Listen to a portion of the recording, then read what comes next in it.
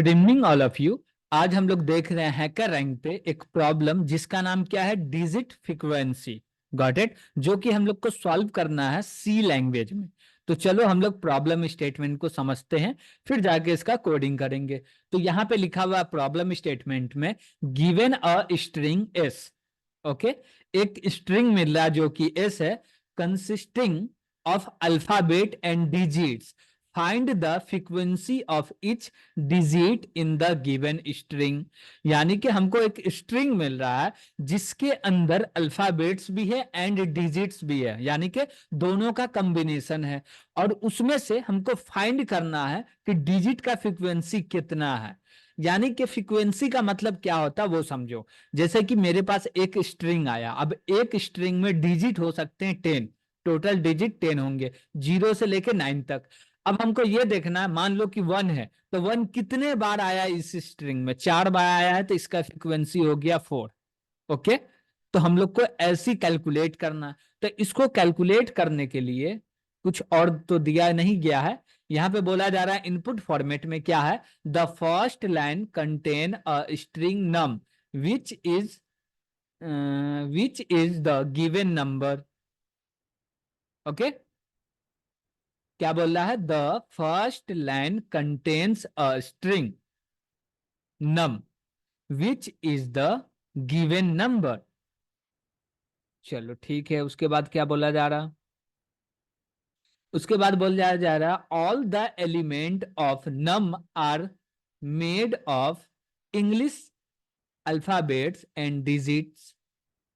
Okay, num जो है, नम variable है, इसके अंदर क्या होगा, जो भी डेटा होगा वो इंग्लिश अल्फाबेट होगा या डिजिट्स होगा। आउटपुट में बोल रहा है print 10 space separated integer in a single line denoting the frequency of each digit from 0 to 9।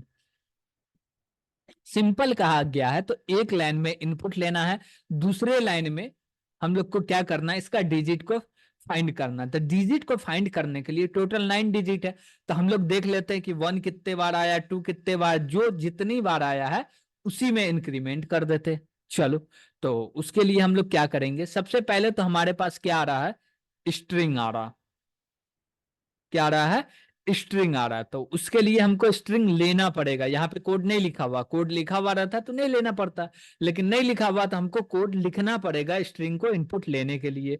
तो हम लोग को क्या करना पड़ेगा, एक कैर एरे बना लिए। अब इसका साइज हम लोग क्या रखेंगे, इसका साइज दिया गया 1000। देखो, 1000 से छोटा होगा और 1 से बड़ा होगा, यानी कि 1 हो सकता है या 1000 के बीच में ही हो सकता है। तो हम लोग क्यों ना इसका साइज 1000 ले लेते, क्या दिक्कत है इसमें, 1000 ले लिए। ओके, अब हमको क्या करना है, स्ट्रिंग को इनपुट लेना है। अब एक चीज देखो, यहां पे जो भी स्ट्रिंग आएगा एक ही स्ट्रिंग आएगा, यानी कि दोनों बीच में स्पेस आएगा नहीं।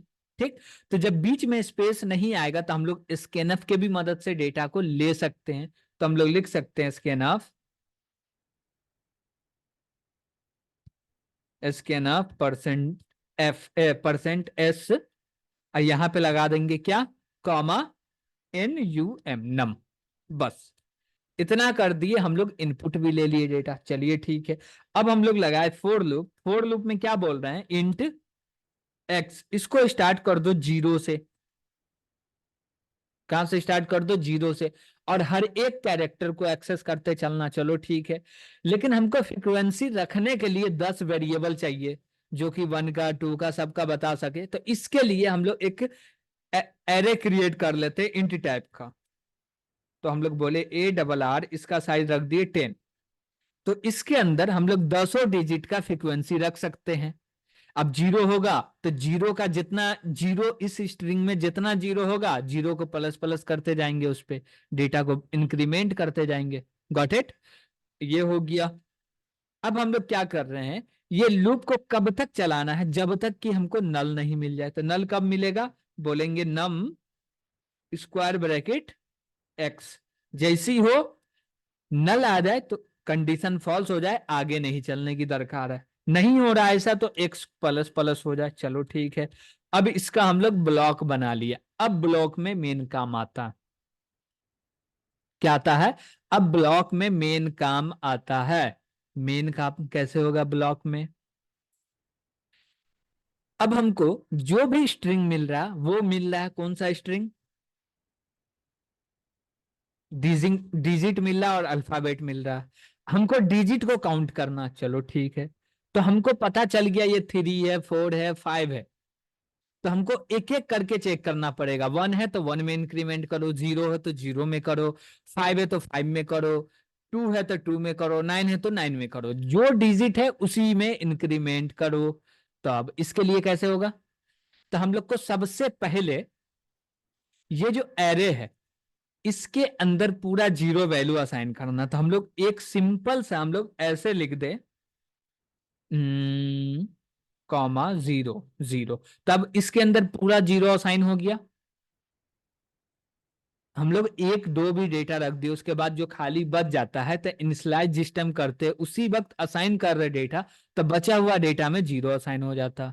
नहीं तो हम लोग कॉमा सेपरेटेड में जीरो दे भी सकते हैं, तो दे देते ही जीरो। कितना हो गया? 1 2 3 4 5 6 7 8 9 10। 10 जीरोस हो गए, यानी कि टेनों इंडेक्स पे सेट हो गया डेटा 0 0 0। अब हम लोग क्या करेंगे, बोलेंगे इफ में क्या बोल रहे हैं कि num, num square bracket x equal to single quote 0 आ रहा है। तो क्या करो, प्लस प्लस करो। किसको प्लस प्लस करना भैया? प्लस प्लस किसको करना है? तो हमको जीरो इंडेक्स पे प्लस प्लस करना था। हम लोग यहां पे बोलेंगे क्या, A RR square bracket, A RR square bracket 0। अब यहां पे बोल देंगे प्लस प्लस। Got it? अब इसी में एक चीज समझना कि ये स्ट्रिंग नहीं मिलता, यानी कि कैरेक्टर नहीं रहता, ये हम लोग को मिल जाता इंट में, तो हम लोग यहाँ पे एक्स डाल देते, उसी के वैल्यू को क्या कर देता, प्लस प्लस कर देता। चलो ठीक है। क्या हम लोग निकाल सकते हैं इसका वैल्यू को? हम लोग चाहे कोई फॉर्मूला बना के निकाल सकते हैं कि डिजिट इतना से इतना है तो उसको इंटीजर में ये मान लो। तो देखो, इसको निकालना चाहे तो निकाल तो सकते हैं, लेकिन थोड़ा टफ हो जाएगा निकालने में। वो थोड़ा समझना पड़ जाएगा अच्छे से कि निकल कैसे रहा। अब उसको समझने के लिए हमको ये देखना पड़ेगा कि जीरो का ASCII कोड कितना होता। कैरेक्टर है, जीरो इज अ कैरेक्टर, इसका ASCII कोड कितना होता होगा। उसके बाद 9 का ASCII कोड कितना होता होगा। Got it? ये दोनों में से जो भी हो उसी को हम लोग ऐसे रख सकते हैं। तो उसको रखने के लिए क्या करना पड़ेगा, वो थोड़ा टफ हो जाएगा यहाँ पे करने के लिए, लेकिन उससे आसान हो जाता, कम कोड लिखना पड़ता। लेकिन फिलहाल अभी तो हम लोग ऐसे ही नॉर्मल कर रहे हैं, ओके। अब हम लोग बोलेंगे क्या, एल्स, और बोले इफ, और इसके अंदर बोल रहे हैं क्या कि नम जो है एक्स में, और हम लोग चेक कर रहे हैं इक्वल टू 1 है क्या? क्या 1 है। तो प्लस प्लस कर दो, तो लिखेंगे A RR square bracket 1 plus plus. Got it? हम लोग क्या करते हैं, इसी को कॉपी कर लेते हैं।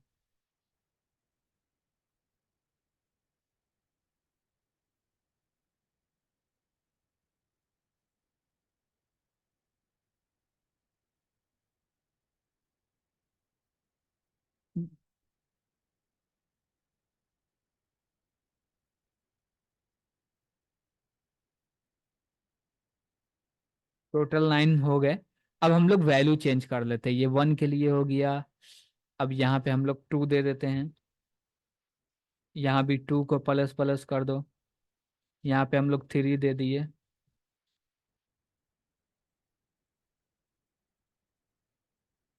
यहाँ पे 2 प्लस प्लस होगा, नीचे 3 प्लस प्लस होगा, यहाँ पे 4 प्लस प्लस होगा, और इसको भी 4 देना पड़ेगा। नीचे हम लोग दे दिए 5, इसमें देंगे 5 प्लस प्लस कर दो, और बोल रहे हैं यहाँ पे 6 हो जाए,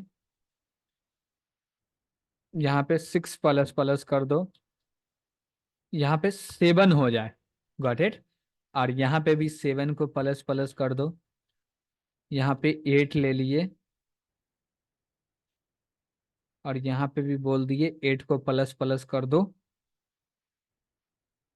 और एक बनेगा ना। चलो, एल्स इफ, अब यहाँ पे बोले क्या, num square bracket x equal to क्या हो गया, 9 हो गया। तो क्या करो, प्लस प्लस कर दो। किस में प्लस प्लस करना है, जाइए हम लोग बाहर आ गए। चलो कोई बात नहीं, अंदर ले लेते हैं।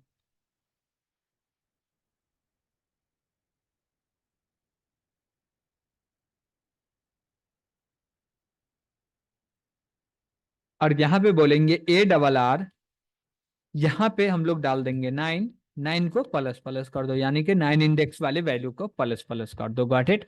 अब एक बार हम लोग और अच्छे से देख लेते हैं, कुछ छूटा तो नहीं है। पहले हम लोग 0 कर लिए, ठीक है, उसके बाद 1 कर लिए, फिर 2 कर लिए, फिर 3 हो गया, उसके बाद हम लोग 4 कर लिए, 5 हो गया, 6 भी, 7 भी, 8 भी, 9 भी, पूरे 9 तक हो गया है।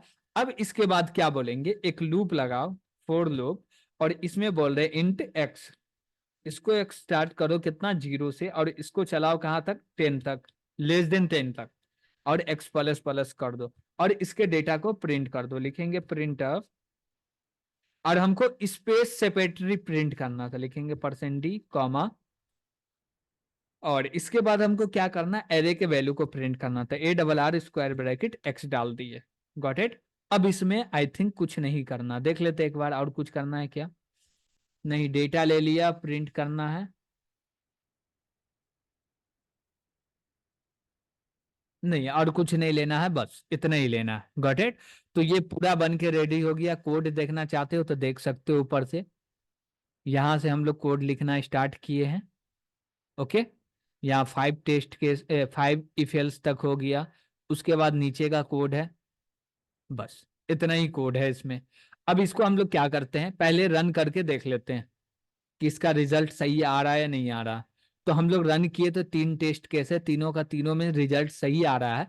तो अब बिंदास इसको सबमिट कर देंगे। Got it. और जब सबमिट कर दिए तो टोटल टेस्ट केस लगभग कितना, 11 टेस्ट केस है, पूरे के पूरे टेस्ट केस सक्सेसफुली कंप्लीट हो चुका। Got it. तो आज के लिए इतना ही। Thank you. हम लोग नेक्स्ट डे नेक्स्ट प्रॉब्लम के साथ फिर से मिलते हैं।